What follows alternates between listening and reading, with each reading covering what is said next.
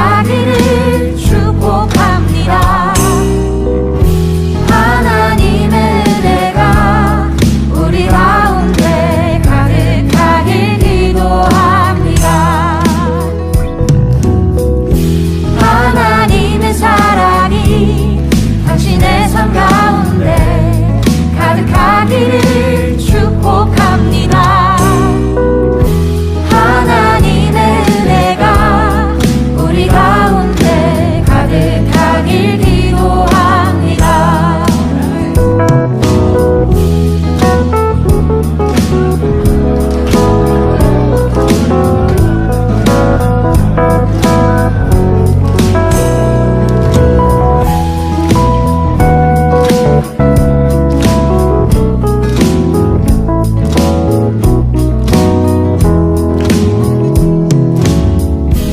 하나님의 사랑이 당신의 삶 가운데 가득하기를 축복합니다.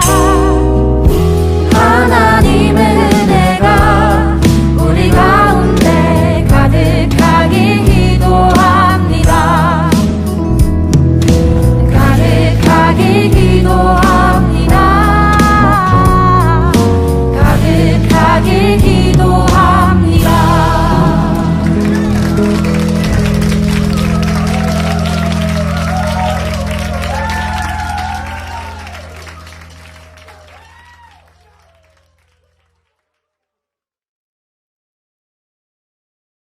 잠언서 22장 28절 말씀, 신명기 19장 14절 말씀하고 똑같아요. 그래서 잠언서에도 나와서 잠언서에 있는 걸 같이 읽는 거예요.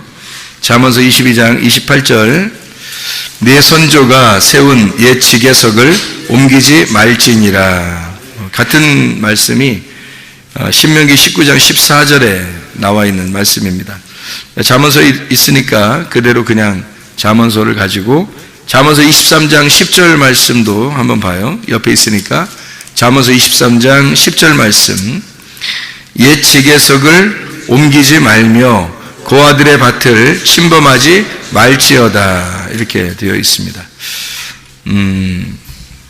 근데 고아들이란 말을 하고 그 다음에 지계석을 옮기지 말라는 그런 말을 하는 거 보니까 고아하고 또 연결되는 그런 말 같아요. 그죠? 고아들하고 또 연결되는 말 같아. 그래서 어디가 연결되는 것 같아요? 그 지계석하고 고아하고 왜 연결이 될까? 고아는 어떤 사람을 고아라 그래요? 아버지 없는 사람을 고아라 그래요. 아버지 없으면 아무래도 불편할까요? 안 불편할까요? 불편하죠. 주눅 들어있고 불편하고. 또 남편 없는 사람을 뭐라 그래요? 과부라 그래요. 그러니까 고아하고 이렇게 짝을 이루어서 자꾸 나오는 단어들이 뭐뭐예요. 성경에서는 과부하고 나그네. 그래서 세 개가 3종 세트예요. 그러니까 고아, 과부, 나그네, 여기 세 개가 3종 세트로 이렇게 많이 나와요. 성경에서는 나그네는 집 없는 사람을 말하는 거고, 그리고 고아는 아버지 없는 사람을 말하고, 과부는 남편 없는 사람을 말해서 하나님은 이런 사람들을 이제 만나시려고 하는 거죠. 하나님은 이런 사람들에게 집 없으면 집 준다 그러고, 고아 아버지 없으면 아버지 준다 그러고, 아버지가 하나님 되신다 그러고, 그리고 이제 남편 없는 사람에게는 내가 너의 신랑이 되겠다, 이제 그런 이야기를 하게 되죠. 그래서 주님은 이렇게 3종 세트를 충분하게 채워주시는 분이, 이제 주님이 다 채워주시는 게 뭐냐면 나그네한테 내가 집이 되겠다 그러는 거예요. 내가 하나님의 집이 되겠다, 너는 하나님의 집으로 와라, 하나님의 집으로 초청하는 거죠, 나그네를. 고아는 아버지, 내가 아버지 되겠다 그런 얘기고, 또 과부한테는 내가 신랑 되겠다, 이제 그런 얘기를 하는 거죠. 그러니까 어떤 면에서는 그 예수님이 신랑 되고 아버지 되고 집이 되겠다 하는 그런 말들을 이렇게 들어보면 예수님은 주로 어떤 사람에게 이런 뭐 준다는 거예요? 뭐 누구에게 이런 긍휼을 베풀고 사랑하고 자비를 베풀고 이러죠? 예, 없는 사람. 그러니까 뭐가 없는 사람, 뭐가 결핍되고 없는 사람이에요. 그러니까 아버지가 없거나 남편이 없거나 집이 없거나 뭐 이런 사람들에게 그러니까 이 세상에서는 어떤 사람이에요? 짓눌려 있는 사람이죠. 아무래도 이 세상에서 그러니까 세상적인 얘기가 아니에요. 어떤 사람은 어떤 남편 없으신 분이 있는데 엄청 승질도 고약하고 이런 사람이 있던데 아니면 야 어떤 고아는 그냥 지 마음대로 살던데 어떤 나그네 그냥 그 사람은 그냥 자기가 최고인 줄 알고 그냥 막 아무 데나 가서 함부로 행패해버리고 이런 사람도 있던데 이제 그렇게 우리가 봐서는 안 되고요. 그런 사람들은 이제 잘못된 거죠. 그런 말이 아니고 성경에서는 근본적으로 나그네, 고아, 과부 이 3종 세트는 불쌍한 사람을 얘기하는 거예요. 그러니까 비천하고 불쌍하고 없는 사람, 뭔가 이렇게 없는 사람, 이런 사람들에게 하나님은 자기가 그걸 채워주겠다, 내가 만나주겠다, 이제 그런 이야기를 하시는 거죠. 주님께서 말씀하시는 얘기들입니다. 그래서 땅 없는 나그네에게 땅을 주겠다. 또 남편 없는 자에게 내가 남편 되겠다. 아버지 없는 자에게 내가 아버지가 되겠다 하는 그런 말씀들이 이제 성경에서는 이게 처음부터 끝에까지가 사실은 그런 내용이에요. 그래서 이 3종 세트를 주로 이제 많이 주님께서도 사용하시고 또 구약에서도 이런 사람들만큼은 너희들이 함부로 대하지 마라. 이제 이런 이야기들을 이제 하는 거죠. 그게 성경에 나와 있는 그 핵심적인 얘기이기 때문에 그래요. 그 복음이기 때문에. 그 복음은 정말로 없고 비천하고 가난하고 억눌린 사람들에게 오는 것이 복음이기 때문에 그 복음을 잘 설명을 해야 되니까 그래서 이런 사람들을 함부로 대하지 말라고 원래부터 하나님께서 이렇게 말씀을 많이 하신단 말이에요. 성경에 이제 어떤 사람이 땅을 기업으로 받아요? 네. 마태복음 5장의 5절의 말씀에 보면 어떤 사람이 땅을 기업으로 받아요? 온유한 사람이 땅을 기업으로 받아요. 그럼 온유한 사람은 어떤 사람은 온유하다 그래요? 뭘 온유하다 그러는 거예요? 온유하다 그러면 우리 말로 말하면 조용하고, 그죠? 조용하고 착하고 이런 사람들은 땅을 많이 차지하게 될 것이다. 그럼 이제 땅이라고 하는 게 이제 부동산을 이야기하는, 그렇게 생각하면 이제 착하고 선량하고 조용한 사람들은 이제 부동산을 많이 차지하게 될 것이다. 이런 생각들을 많이 하거든요. 근데 아니란 말이에요. 그런 성경에서 그런 얘기를 솔직히 하겠어요? 그렇게 근데 조용하고 착하고 이런 사람들은 사기도 많이 당하고 땅이 있긴 땅이 뭐였어요. 한 점 부끄럼 없이 살죠. 한 점 부끄럼 없이, 땅 한 점 없이 사는 사람들이 상당히 많지. 그 온유한 사람들은 이렇게 뭔가 고집도 세고 다른 사람들을 이렇게 억지로라도 해서라도 자기 거를 챙기려고 하는 자기 욕심을 많이 가진 사람들이 아무래도 땅도 많고 이 세상에서 그래도 많이 차지하게 되죠. 그러니까 성경에서 말하는 것들은 뭔가 좀 다른 얘기들이죠. 온유한 사람이 땅을 얻는다는 말은 온유한 사람을 성경에서는 뭐라 그래요? 온유한 사람을 성경에서는 온유한 사람이 어떻게 된다? 어떤 사람이 온유한 사람이라는 거예요? 복받은 사람이 온유한 사람이라는 거예요. 그러니까 복받은 사람이 온유한 사람이라는 거고, 온유한 사람은 복받았다 그러는 거예요. 심령이 가난한 사람은 복받았다 그러죠. 복받은 사람은 심령이 가난해진다는 거 아니야. 그럼 애통하는 사람은 애통하는 사람이 복받았다고 복받은 사람이 애통한대요. 그러면 우리가 지금 생각하는 거하고 전혀 틀린 얘기죠. 그렇죠? 그러니까 심령이 가난하다는 얘기도 심령이 가난해진다면 복받은 사람이고, 복받은 사람은 반드시 심령이 가난해진다라는 얘기예요. 심령이 가난하다는 얘기는 우리가 말씀 많이 나눠서 알지만 영적으로 가난한 걸 말하는 거예요. 영적으로 영적인 걸 구하는 거. 영적인 건 생명을 말하고 말씀을 말하니까 그 영적인 생명과 말씀, 하늘나라의 것을 요구하고 그것을 차지하려고 하는 그런 사람이에요. 이 땅의 것을 요구하는 게 아닙니다.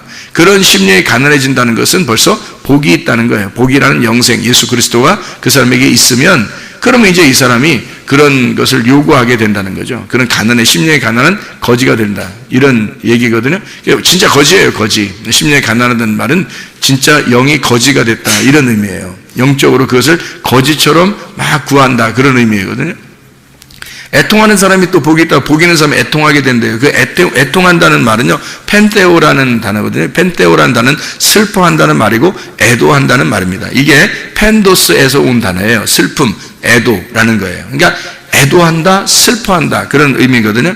그게 이제 파스코에서 나온 단어예요. 파스코라고 하는 단어가 고통스러운, 고난당한다는 의미가 있습니다. 그러니까 애통한 사람이 복이 있다, 복이 있는 사람이 애통한다는 말은 고난당한다는 말이에요.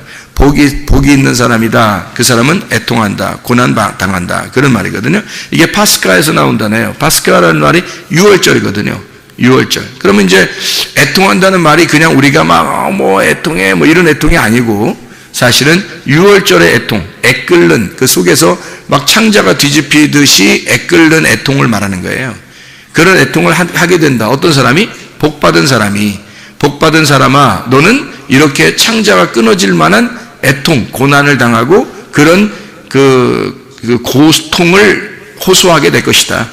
부르짖게 될 것이다. 뭐 이런 얘기예요. 그 6월절의 고통이라는 게 대단하죠. 6월절이라고 하는 거는 여러분이 알듯이 6월절이라는 날에 이렇게 피를 이렇게 발라가지고 어린 양의 피를 이렇게 바른 집은 살았죠.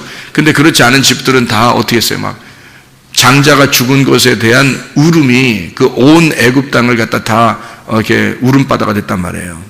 그러니까 이게 장자가 죽었다는 말은 첫째 아들이 죽었다는 얘기인데 그 집의 첫째 아들이 죽은 것에 대한 그 속에 창자의 그 애끓는 창자의 그 뭐 이렇게 호소, 애통 그런 슬픔이거든요.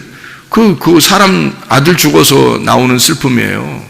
그런 슬픔이 온 바다를 온 애굽 땅을 이렇게 그 적시듯이 그렇게 눈물을 흘린 그런 슬픔이 애통한다는 얘기인데 복받은 사람들아 너희들은 이렇게 될 것이다 이런 얘기거든요. 이게 말이 안 맞죠. 이 땅에 있는 걸로 말하면 말이 안 맞는 얘기예요. 그러니까 이게 6월절 어린 양의 피로 구원속받지 못한 사람들, 장자의 죽음 가진 사람들은 어떤 죽음을 얘기하는 거예요? 장자의 죽음이라는 건 첫째 아들의 죽음을 말하는 거예요. 첫째 아들의 죽음이라고 하는 것은 누구를 얘기하면 인류의 첫째 아들이 누구예요? 아담이거든요. 아담의 죽음을, 그러니까 다시 말하면 나의 죽음을 얘기하는 거예요. 내가 죽고 그리스도가 부활하는 거. 그래서 내가 죽어야 그리스도가 부활하는 거예요. 그러니까 나의 죽음을 통한 그 애통, 애곡. 예수 그리스도가 십자가 못 박혀 돌아가실 때 그의 어머니가 얼마나 울었겠어요. 그 울고 그렇게 그 슬퍼하던 그 예수님을 이렇게 잉태하고 출산하고요. 마리아가. 그리고서 그 예루살렘에 가서 예언자를 만나고 그러잖아요.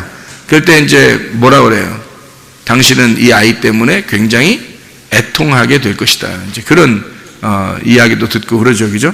그러니까 이 아이 때문에 애곡하게 될 것이다. 장자의 애곡입니다. 장자의 죽음에 의한 애곡. 예수님이 마리아의 그 자녀들 중에서 첫 번째 아들이에요. 그렇죠? 장자입니다. 예수님이요. 그 나머지 이제 동생들이 또 태어났는데 예수님이 첫 번째 아들이에요. 그러니까 그 장자의 죽음에 대한 것은 바로 6월절 날 애굽에서 장자의 죽음이 누구의 죽음을 얘기하는 거겠어요. 그러니까 예수의 죽음을 얘기하는 거죠. 예수가 죽을 때 그의 어머니가 애통하는 그 애통을 생각해 보라고. 그 애통이 있는 것은 복받은 사람만 그렇게 할 수 있다는 거예요. 그게 희한한 얘기죠. 그죠? 성경에서. 그러니까 그 애곡이라는 애통이 어떤 의미냐면 첫째 아들이 죽는 의미. 그러니까 예수가 이 땅에 죽는 의미를 얘기하는 거거든요. 첫째 아들로 와서 첫째 아담으로 와서 두 번째 아담이 오셔서 죽으시는 거거든요.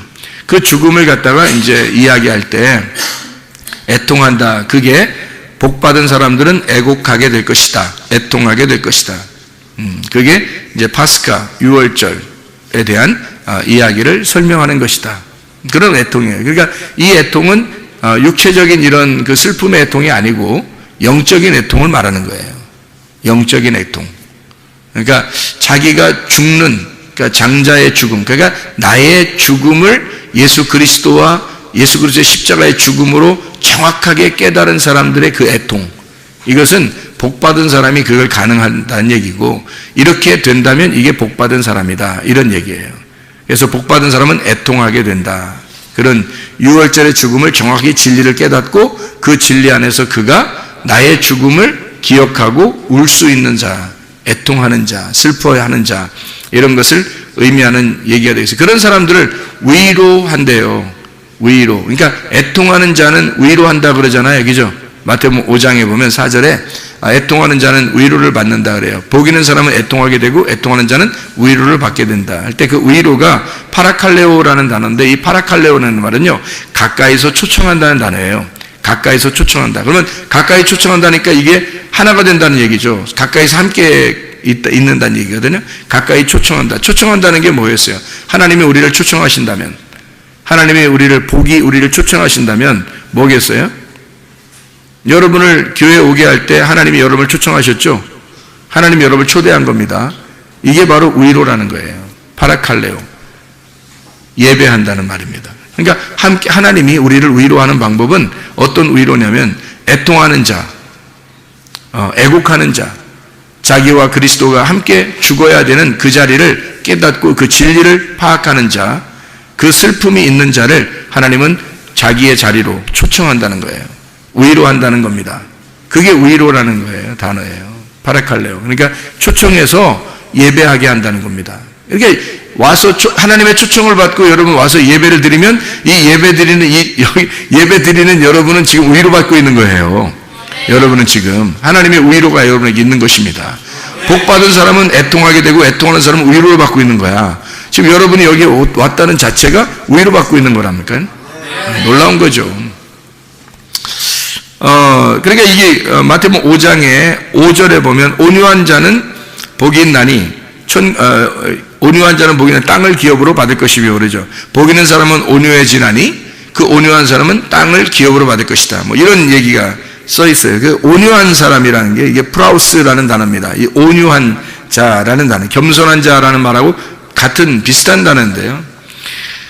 이 온유하다는 이 온유한 자라는 프라우스라는 단어는 프로시케에서 나온 단어인데, 이게 기도, 예배라고 하는 단어예요. 이게 프로스크마이에서 온 단어인데, 기도하다, 간청한다는 말입니다. 그러면 이제 어떻게 간청하는 걸 얘기하는 거냐면, 이게 거지가 돼서 간청하는 걸 말하는 거예요.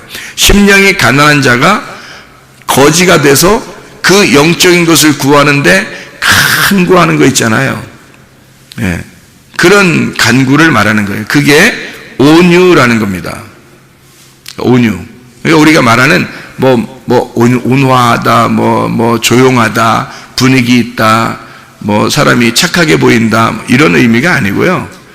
정말 간절하게 거지가 돼서 구하는 그런 자를 온유하다 그래요. 그러니까 성경에서 말하는 온유는 복 받은 사람만 가능한 거고, 이렇게 온유하면 복을 받는다는 얘기예요. 그래서 땅을 기업으로 받는다, 그렇게 말하는 거거든요. 땅을 준다는 얘기입니다. 그러면 땅을 준다, 왜 땅을 준다고 그럴까, 그럼? 왜 땅을 준다 그래? 온유한 사람에게? 그럼 온유한 사람하고 땅하고 무슨 연관이 있다는 얘기 아니에요, 그죠? 온유한 사람하고 땅하고 무슨 연관이 있는 거예요. 그러면은 땅을 준다고 그랬으니까 온유한 사람은 어떤 사람을 온유한 사람이라 그러는 거예요. 그러니까 거지니까, 가난하니까,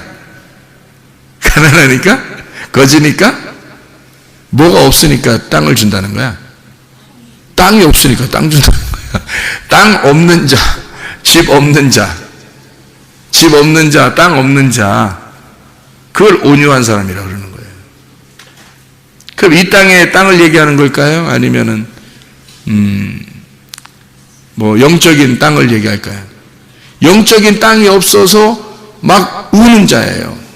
영적인 땅이 없어서 막 울고, 그 영적인 땅을 달라고, 하늘의 땅을 달라고 막 애걸하는 사람 있잖아요.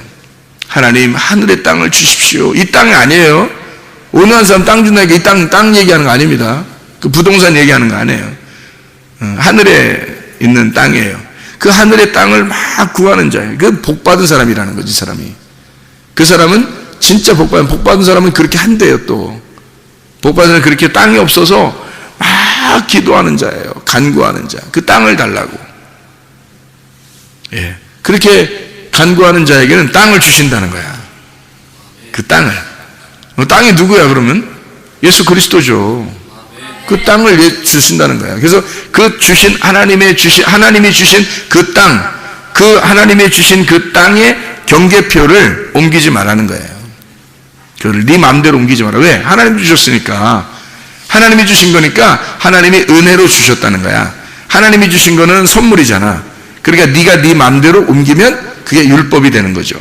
그래서 네 마음대로 옮기지 말고 하나님이 주신 은혜대로 살아라, 그런 말이에요. 이게. 그래서 그 지계석을 옮기지 마라, 그렇게 이야기한 거거든요.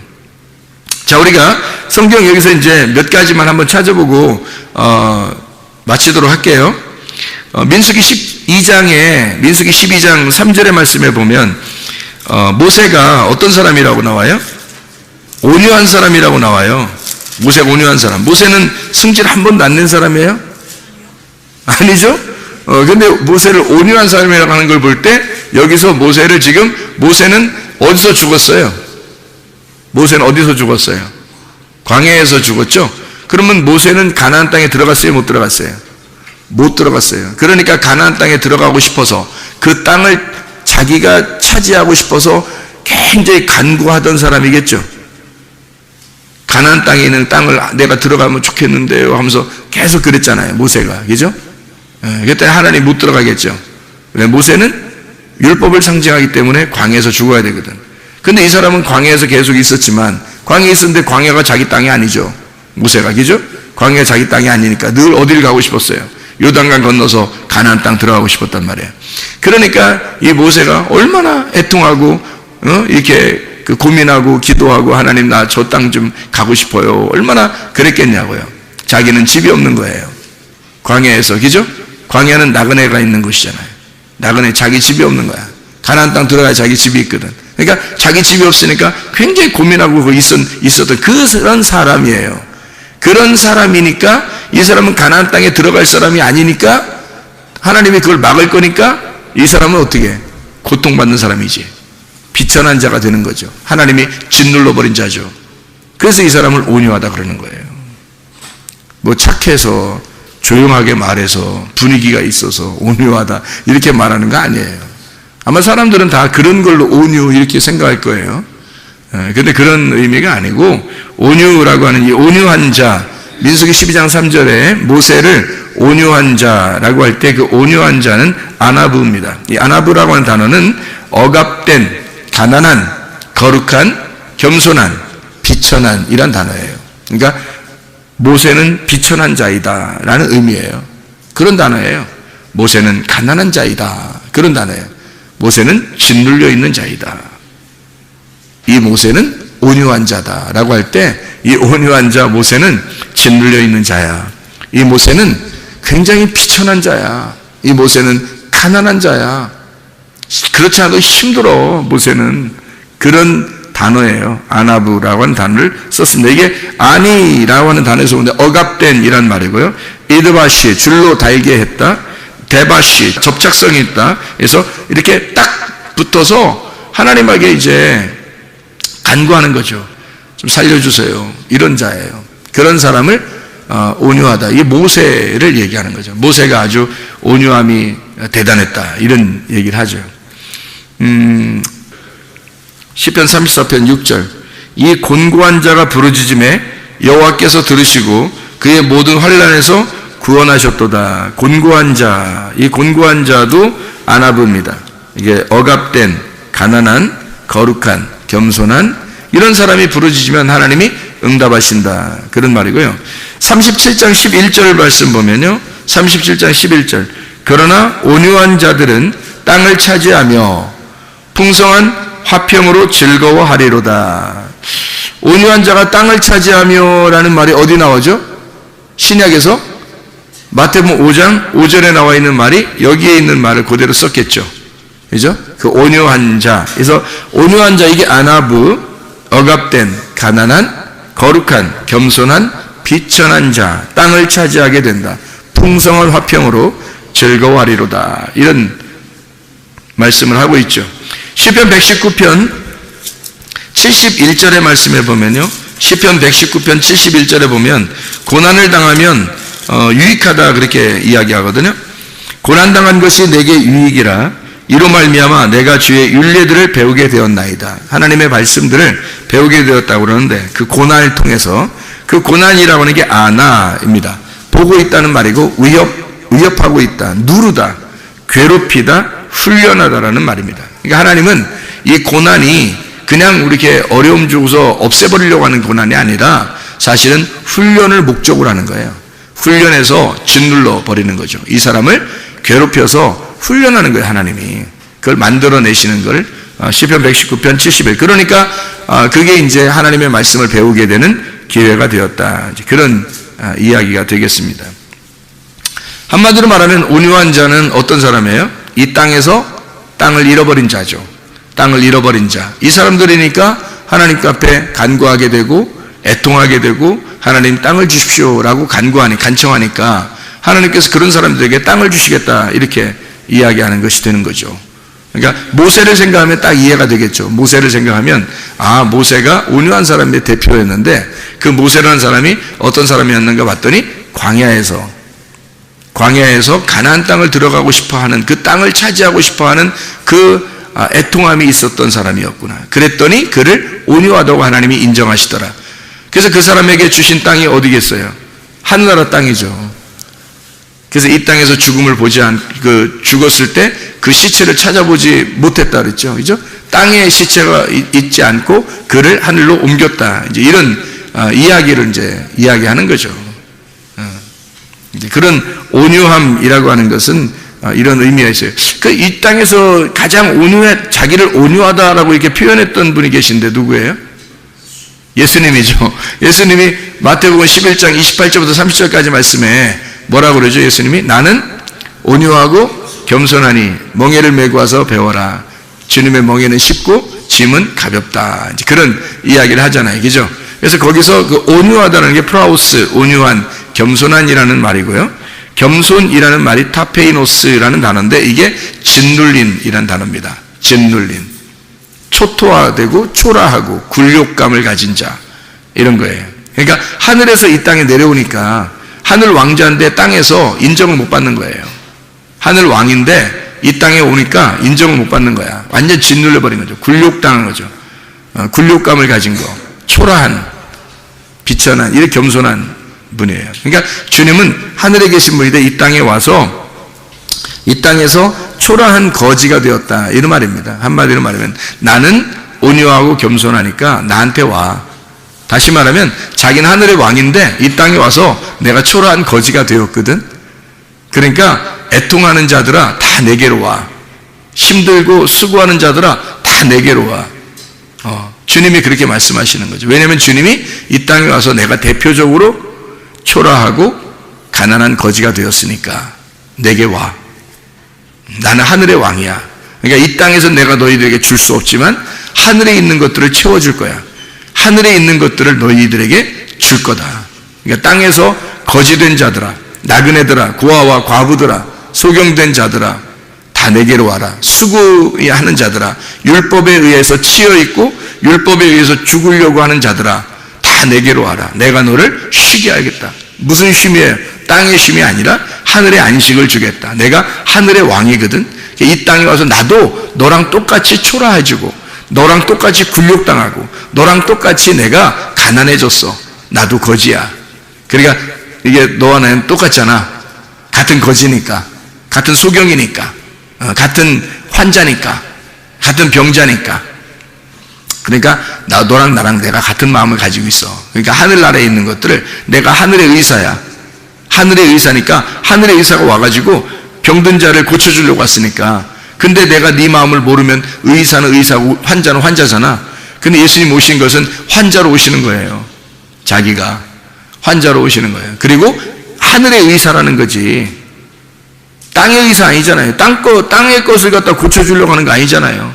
물론 고쳤어요. 뭐 병도 고치고 소경도 뭐 눈뜨게 하고 그래. 근데 그게 사실은 하늘에 있는 영적인 이야기들을 갖다 설명하려고 고치신 거잖아요. 그죠? 그러니까 눈을 뜨게 해준 것도 이 땅에서 성경을 모르는 자들에게, 또 귀를 열어준 것도 이 땅에서 성경을 깨닫지 못하는 자들에게 하늘에 있는 진리를 깨닫게 해주고 하늘의 진리를 알려주려고 귀를 열어주고 눈도 열어주고 그러는 거 아니에요. 주님께서. 그러니까 땅의 것을 치료하는 의사가 아니고, 잘 생각하세요. 하늘에 있는 것을 하늘에 있는 영적 세계의 치료를 회복을 시켜주러 오신 분이 예수님이라는 거죠. 그럼 이 땅에 오셨을 때는 가난한 거지처럼 비천하고 초라하고 거지처럼 이렇게 굴욕당하는 그런 분으로 계시다. 이런 얘기예요. 내가 그런 자야. 내가 온유하고 나는 겸손한 자야. 나 짓눌렸어. 나 굴욕당했어. 나 초라한 거지야. 이제 그런 이야기를 해주고 있는 말씀입니다. 그러니까 하나님이 우리에게 주신 땅들이 있어요. 그건 뭐겠어요? 그러니까 은혜죠. 은혜. 우연히 들어간 그 땅. 룻이 우연히 들어간 그 땅이 있어요. 그게 하나님의 은혜였다라는 얘기죠. 그래서 하나님이 주신 땅을 이렇게 그 지계석이라고 그러죠. 하나님이 우리에게 주신 그 지계석이 있어요. 그 지계석을 옮기지 말라는 거야. 네 함부로. 왜냐하면 네 마음대로 하지 말라는 거야. 하나님의 것을 하나님의 것으로 그냥 두라는 거죠. 하나님이 너에게 주시는 환경을, 하나님이 너에게 주신 그 말씀을 그대로 두라는 거야. 하나님이 깨닫게 해주실 때. 그래서 하나님이 너에게 깨닫게 해주신, 이게 지계석이라고 하는 건 이렇게 집을 이렇게 놓을 때 있잖아요. 땅을 이렇게 놓을 때 그 모서리 이렇게 표시를 해놓는 거예요. 표시. 그러니까 표식입니다. 이렇게. 그러면 이제 요 안에 있는 건 내 땅이 되는 거고, 저 밖에 있는 남의 땅이 되는 거거든요. 그러면 그 지계석을 이렇게 밖으로 이렇게 옮기면요. 그럼 내 땅이 더 넓어지는 거죠. 그러니까 지계석을 옮기지 마라라고 얘기한 건 밖으로 옮기지 마라 그 말이지. 그 지계석을 안으로 옮기지 마라 뭐 이런 얘기였어? 어떤 바보가 자기 지계석을 안으로 옮기겠어? 땅이 이만큼 있어. 이렇게 네모나게 이렇게 있어. 여기 네모나게 4개 지계석을 놨다고 생각해봐. 여기 표시를 놨어. 돌 같은 거로, 나무 같은 거로 이렇게 4개를 놨는데 지계석을 옮기지 말아야 된다 그랬는데 옮긴다고 해서 이걸 갖다 안쪽으로 이렇게 갖다 이렇게 집어넣어놨어. 그럼 땅이 더 좁아지지. 자기 땅이. 또 더 옮기고 싶어서 더 옮겼어. 그러면 또 땅이 더 좁아지지. 이거를 밖으로 옮겨야지. 옮긴다면. 밖으로 옮기면 이 사람이 밖으로 이렇게 1cm씩 11을 옮기면 10cm가 옮겨지는 거예요. 양쪽으로 10cm씩 옮기면 20cm가 옮겨진 거예요. 하루에 1cm씩 옮겨도. 그러면 이제 이게 1년이 되면, 아니 한 달 동안 옮기면 어마어마한 거죠. 그죠? 이 하루에 1cm씩 옮기면 10일이면 10cm, 30일이면 한 달이면요. 30cm가 넓어지는 거예요. 그럼 이쪽도 30cm가 넓어지니까 60cm를 벌어들이는 거지. 이렇게 땅을 더 크게 하는 거죠. 이렇게. 그러면 네가 옮긴 거잖아. 이렇게. 네가. 그런 짓들 하지 말라는 거예요. 그러면 상대적으로 그 이웃의 땅은 어떻게? 좁아지겠죠? 이웃의 땅이 좁아지는 거예요. 내게 주어진 은혜를, 내 거 풍부하다고 해서 내 거를 갖다가 이게 밖으로 더 많아지려고 이렇게 옮기잖아요. 그럼 그걸 뭐라고 그러냐면 탐심이라고 그러는 겁니다. 탐심이라고. 그러니까 탐심을 부리지 말라는 거지. 이게 옮기면 더 넓어지잖아. 그러니까 탐심이죠. 그래서 그걸 탐심이라, 육신의 정욕, 안목의 정욕, 이생의 자랑, 먹음직 보암직 탐스럽게 하는 거. 그게 이제 탐심은 우상숭배. 그래서 그걸 뭐라고? 선악과. 그러니까 이것을 그렇게 옮긴다면 선악과. 그럼 선악과는 뭐를 갖다가 선악과라고 그랬어요? 율법. 그러면 율법이 요거의 어떤 그 표식이라고 했죠? 율법이 요거의 표식. 나를 이 안에서 자유롭게 만드는, 진리를 자유롭게 만드는 그 울타리란 말이에요. 그 율법이란 말이야. 이거를 넘어가지 마라 그 말이야. 요거를 넘지 마라. 너에게 주어진 그 율법 안에서, 그 안에서 자유해야 된다 그 말이거든요. 이것을 넘어가지 말라는 거지. 그러니까 우리에게 주어진 것들이 있어요. 환경들도 그렇죠. 우리에게 주어진 것들이죠. 나의 아내가 있을 거고 나의 남편이 있을 거란 말이에요. 그죠? 넘어가면 안 되겠죠. 그죠? 나의 자녀가 있을 것이고 나의 부모가 있을 거란 말이에요. 그걸 넘어가지 말라는 거죠. 그죠? 이거를 질서를 파괴하지 말라는 거고, 그리고 내게 주어진 것들을 넘어가지 말라. 뭐 이런 의미도 되겠죠. 그죠? 그런 내게 주어진 근본적인 것은 성경에서는 그 땅이라는 그 말씀을, 그 말씀 안에서 진리를 발견하라는 말이에요. 그 주어진 말씀 안에서 진리를 발견하라. 그래서 이 말씀이 지계석이에요. 이만큼 딱 여기 성경책 보면 이게 성경책 이렇게 네모나게 생겼잖아요. 이게 책이잖아. 이 성경책 이 자체가 지계석이라고. 이 지계석. 그러면 이 안에서 진리를 발견해야지. 이걸 넘어서서 다른 것으로 진리를 막 깨달으려고 하는 사람들이 있어요. 그죠? 성경책 말고 다른 거로 진리를 깨달으려고 뭐 다른 지식을 막 구하고 이런 사람들도 꽤 있거든요. 그런 진리는 하나님께서 요구하시는 게 아니란 말이에요. 이게 욕심이죠. 자기가 탐심이란 말이에요. 좀 더 나아 보이려고, 다른 사람에게 좀 자기를 자랑해 보려고 하는 그런 거지. 솔직히 말해서 진리는 성경 안에 있습니다. 이 율법이라는 이 성경 안에 이 지계석을 옮기지 마라. 이 지계석 안에 진리가 있다. 이 진리를 요 안에서 발견하라. 그런 말이거든요. 그래서 룻이라는 여자가 보아스를 만날 때 보아스가 룻한테 뭐라 그래요? 보아스한테 내 밭에서 다른 밭으로 안 가는 게 좋겠다. 그래요. 왜 그러냐면 룻이 그 밭을 들어갈 때 우연히 들어갔어요. 우연히 들어갔다는 말은 자기 뜻대로 자기가 생각해서 저기로 들어가야지 하고 자기가 막 이렇게 연구해서 찾아가지고 저긴 보아스야. 그러니까 내가 가서 보아스하고 만나야지 이러면서 들어간 이런 게 아니란 말이에요. 그냥 우연히 이삭을 주스러 들어갔는데 그 밭이 보아스 밭이었던 거예요. 그러니까 이건 하나님이 주신 땅이죠. 하나님이 우연히 은혜로 주신 땅이지 자기가 선택한 땅이 아니란 말이에요. 자기가 선택한 땅이 아니라 하나님이 주신 땅이란 말이에요. 이 세상에 여러분 살아가는 동안에 내 계획대로 내 뜻대로 막 결정하려고 하는 사람들도 있죠. 근데 그럴 때가 많이 있죠. 근데 내 뜻대로 내 생각대로 잘 안 될 때가 많죠.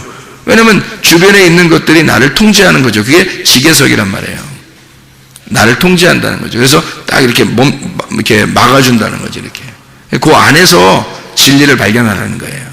그 안에서 충분히. 그러니까 우리 교회라는 이 지계석이 이렇게 딱 있단 말이에요. 이렇게.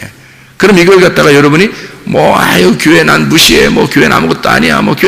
세상의 교회는 다 똑같지. 그러면서 자기 교회를 무시하고 막 아무데나 막 교회 이러면 이 사람은 진짜 진리 깨닫지 못합니다. 쉽지 않아요. 왜냐하면 이게 교만한 거거든요. 탐심이에요. 욕심이라고. 그러니까 하나님이 주어진 이 은혜라고 하는 이 진리를 여기 하나님의 그 지계석 안에서, 율법 안에서, 교회 안에서 충분히 깨달을 수 있어요. 보아스의 밭 안에서 충분히 이삭을 주실 수 있단 말이에요.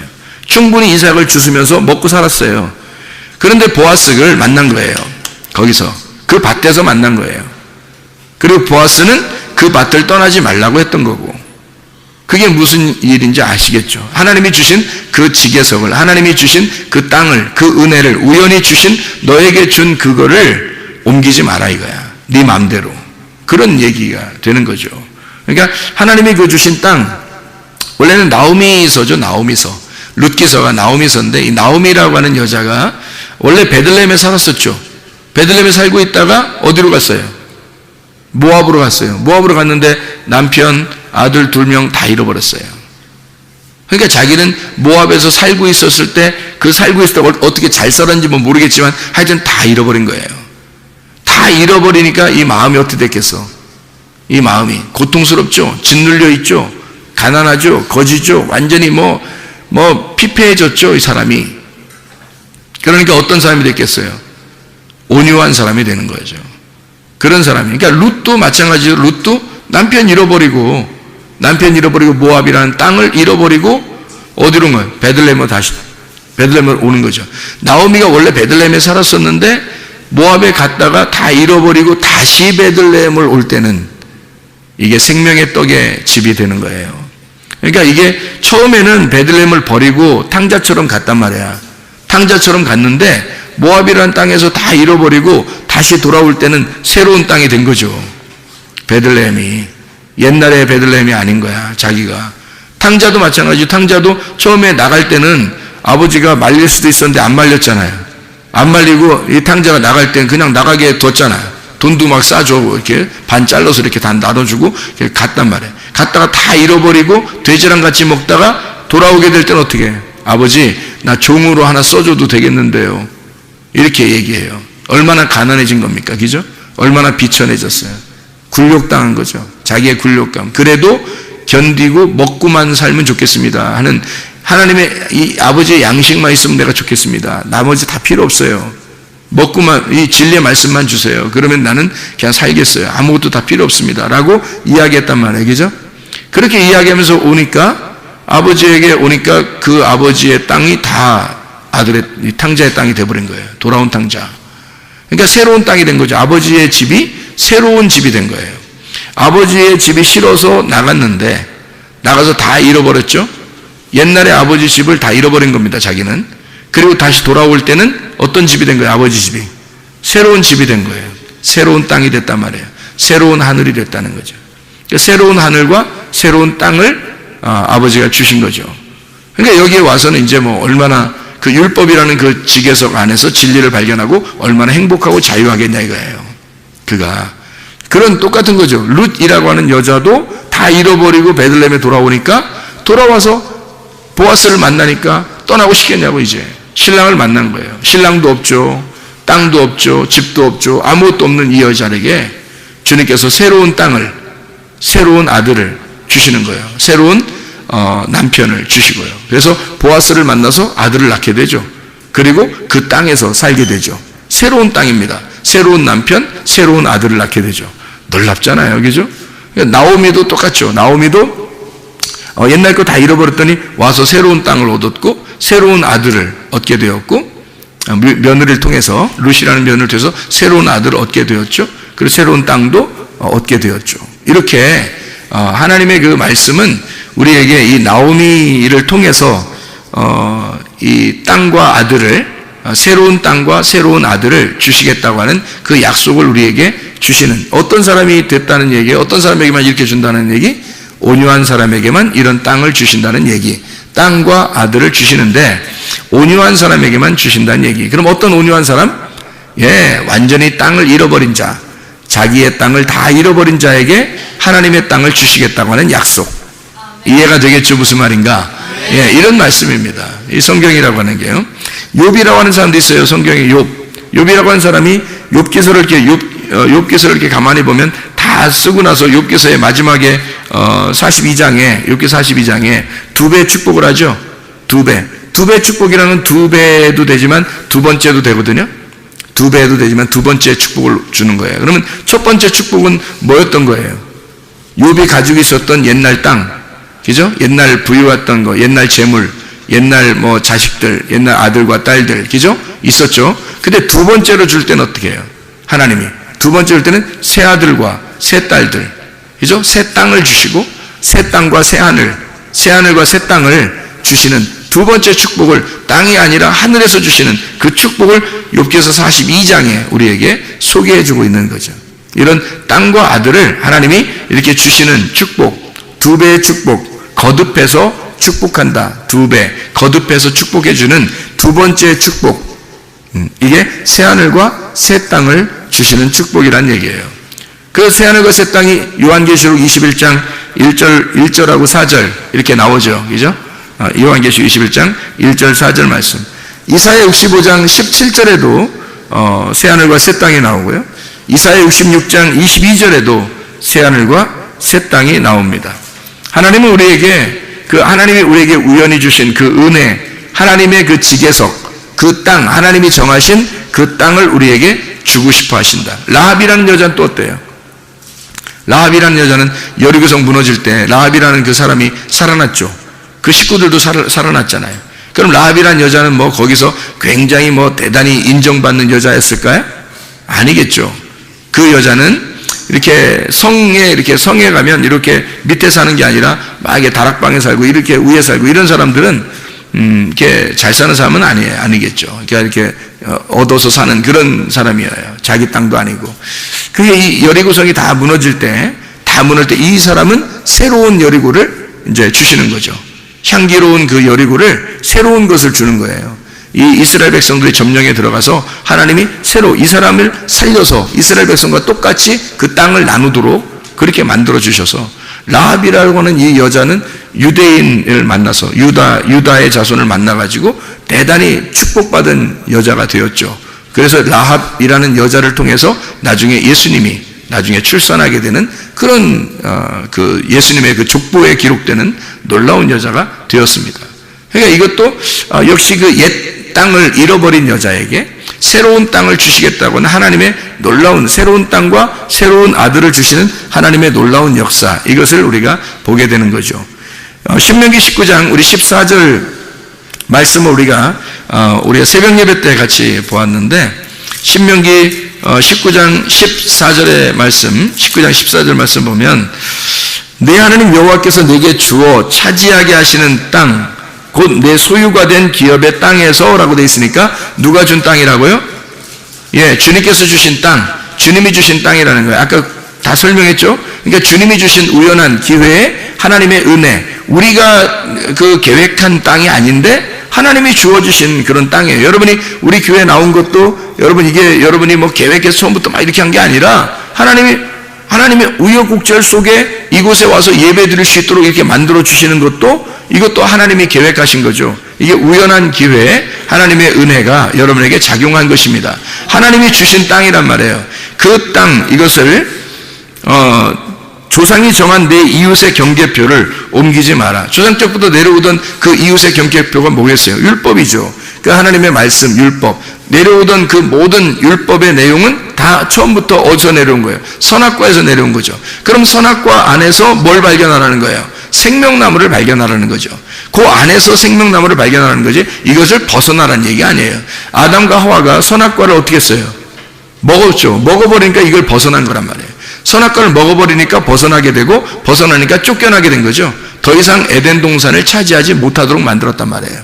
그러니까 생명나무로부터 멀어지게 만들었다는 거죠. 이 멀어지니까 이 사람들이 하나님 앞에 생명나무에 갈 수 있나요? 못 가죠. 왜냐면 막아놨으니까 하나님이. 그러니까 하나님이 찾아가야 되는 거예요. 그래서 찾아오신 것이 바로 주님이셔요. 주님이 찾아오셨으니까 은혜라고 그러죠, 우리가. 그죠? 우리가 노력해서 한 게 아니라 주님이 찾아오셨다 그러니까 그걸 우연한 하나님의 은혜라 그렇게 말하죠. 내게 주어진 은혜, 내게 주어진 선물, 그걸 주님이 예수 그리스도라고 말하는 거죠. 그 예수님이 우리에게 찾아오셔서 그 은혜를 주신 그것을 너는 벗어나지 마라. 이것을 넘어가지 마라. 이런 얘기가 되는 거겠죠. 그러니까 여기 율법이라고 하는 선악과 너의 이웃의 경계표에서 여기에서 벗어나지 말고 이 안에서 진리, 이 안에서 생명의 나무인 진리의 말씀을 깨달아 알아야 된다. 이제 이런 말씀이 되는 거죠. 그러니까 이 안에서 발견해라. 그 말입니다. 자, 그럼 이게 이제 어떤 사람에게 땅을 준다겠다고요? 온유한 사람에게 땅을 준다겠다고. 그럼 온유한 사람에게 땅을 준다는 말은 어떤 의미를 가지고 있을까? 한 가지만 보고 우리가 마치도록 할게요. 창세기 23장 13절부터 창세기 23장 13절부터 20절까지 말씀인데요. 창세기 23장 13절부터 20절까지 말씀.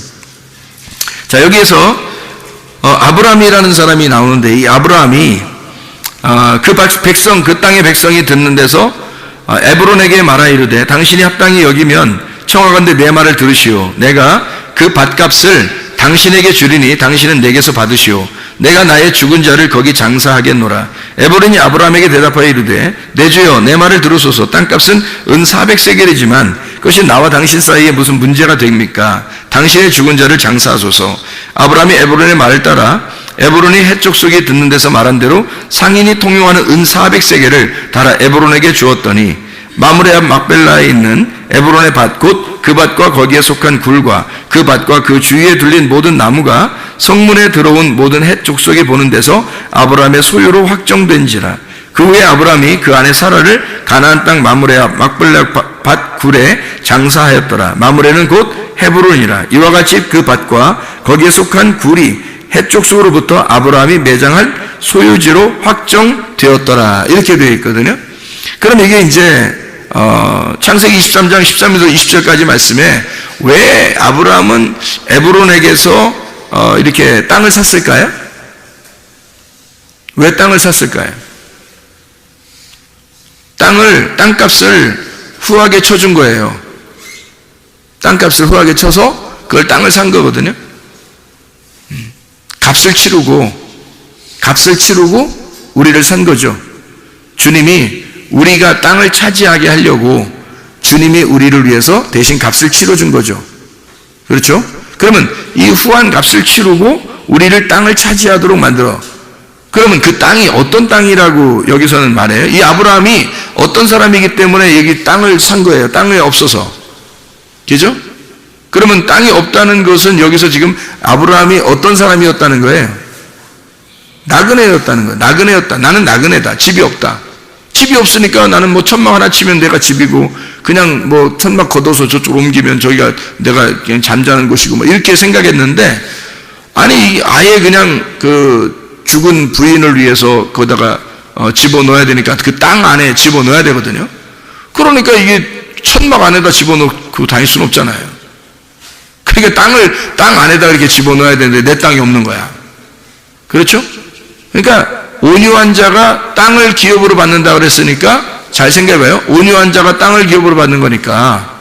그러면 온유한 자는 뭐라고요? 어떤 사람이라고? 어떤 사람이요? 비천하고 초라하고 거지된 굴욕감 있는 자인데 그게 어떤 사람이니까 땅을 기업으로 주는 거라고? 땅이 없으니까 땅을 기업으로 준다고. 그러니까 온유한 자는 근본적으로 뭘 얘기하는 거라고? 어떤 사람을 얘기하는 거라고? 땅이 없는 사람을 얘기하는 거라고. 그러니까 아브라함도 지금 어떤 사람이야? 땅이 없는 사람이라니까. 땅이 없는 사람이니까 땅을 타게 된 거예요. 무슨 말인지 알겠어요? 땅이 없는 사람이니까 땅을 샀어요. 아브라함이 어디에 자기의 땅이 있다고 하는 데가 있었어요? 자기가 어디 뭐 땅 어디 사러 돌아다니고 부동산 좀 알아보러 돌아다니고 이런 적이 있었나요? 아브라함이? 없었어요. 이 땅에서 유일하게 땅 하나를 샀어요. 이 땅에서 유일하게 땅 하나를 샀는데 그게 하필 뭘 산 거예요?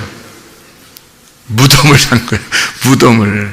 그러니까 참 희한하죠, 그죠? 아브라함이 땅을 하나 샀는데 다른 땅을 산 게 아니라 좋은 땅 뭐 이런 게 아니라 무덤을 하나 산 거예요.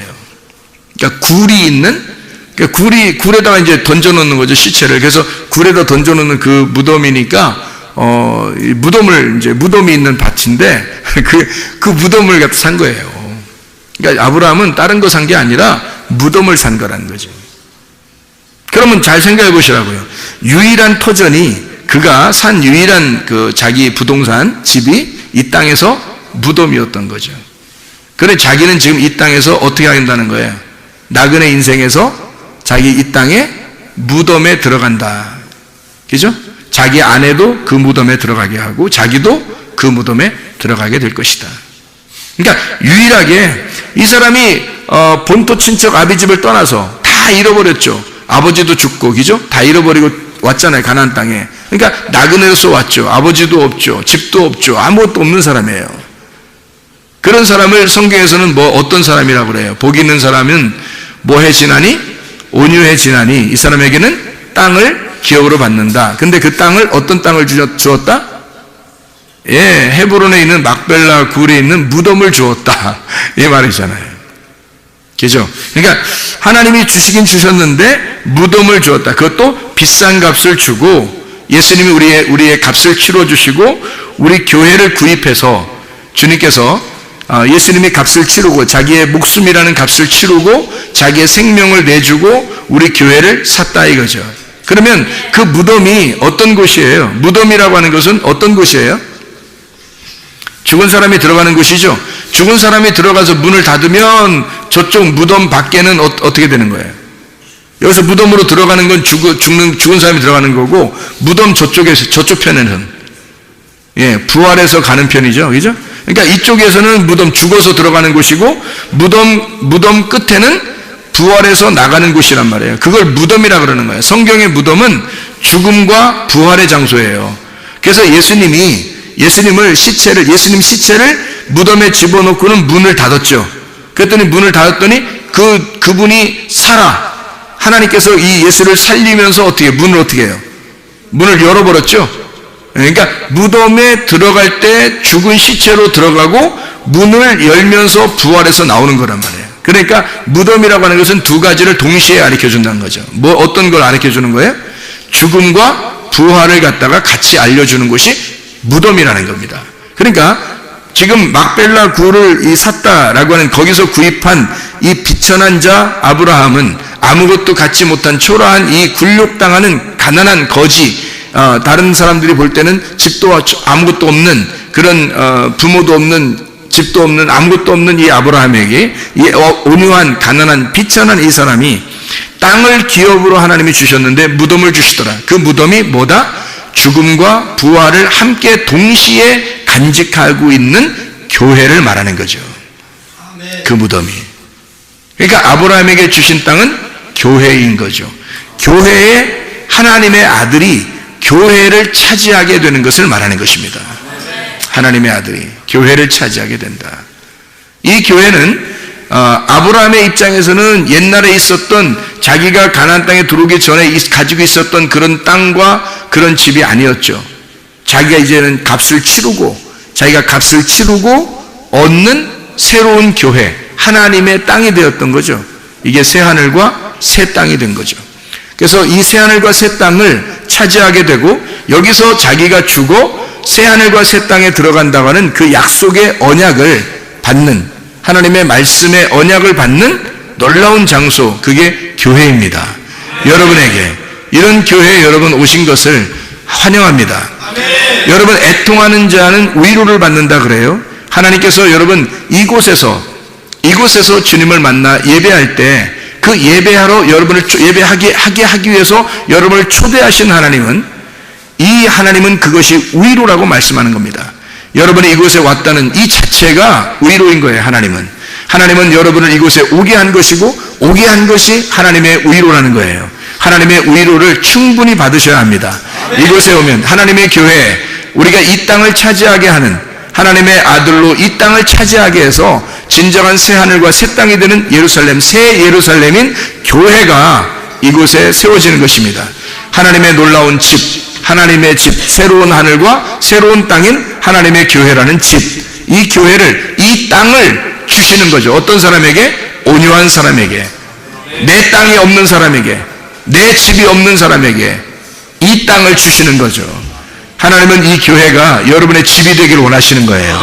기도하겠습니다. 우리 하나님 아버지, 사랑과 은혜를 감사를 드립니다. 우리에게 이런 놀라운 교회를 허락해 주셔서 고맙습니다. 하나님의 말씀이, 그 진리가 끊임없이 흐를 수 있도록 인도해 주셔서 하나님의 뜻대로 살다가 주님 만나게 도와 주시옵소서. 예수 그리스도 존귀하신 이름 받들어 기도 올리옵나이다.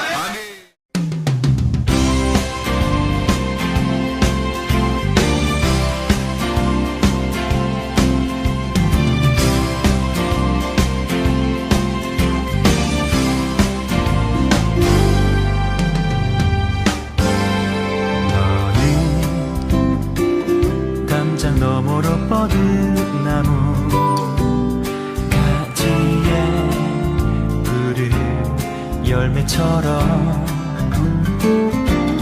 하나님의 귀한 축복이 삶에 가득히 넘쳐날 거야.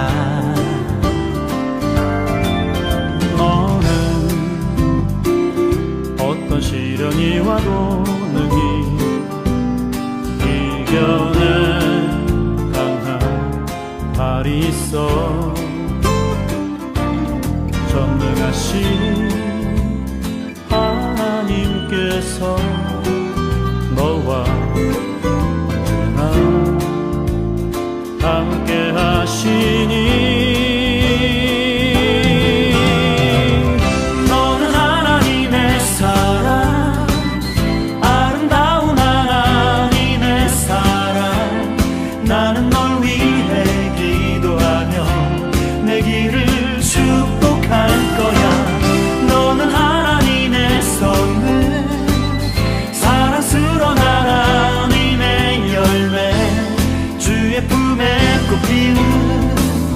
나무가 되어줘.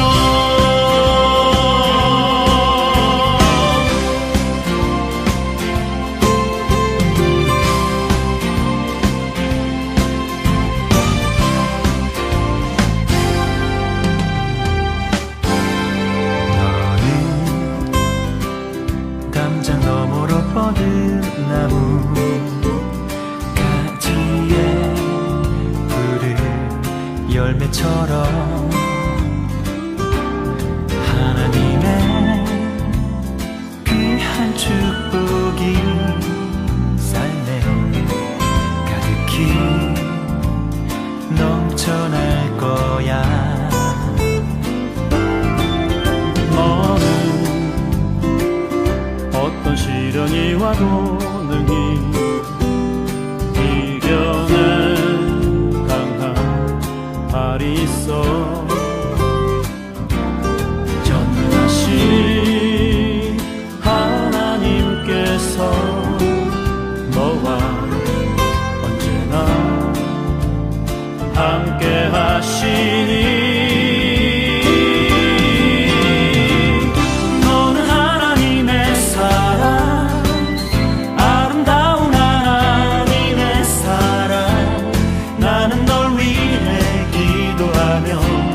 내 길을 축복할 거야. 너는 하나님의 선물, 사랑스러운 하나님의 열매, 주의 품에 꽃 피우는 나무가 되어줘.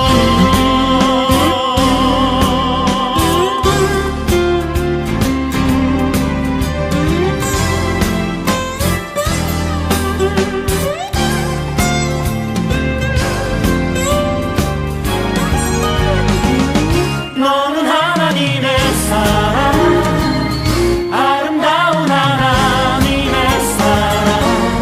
나는 널 위해 기도하며 내 길을 축복할 거야. 너는 하나님의 선물, 사랑스러운 하나님의 열매, 주의 품에 꽃 피운 나무가 되어줘.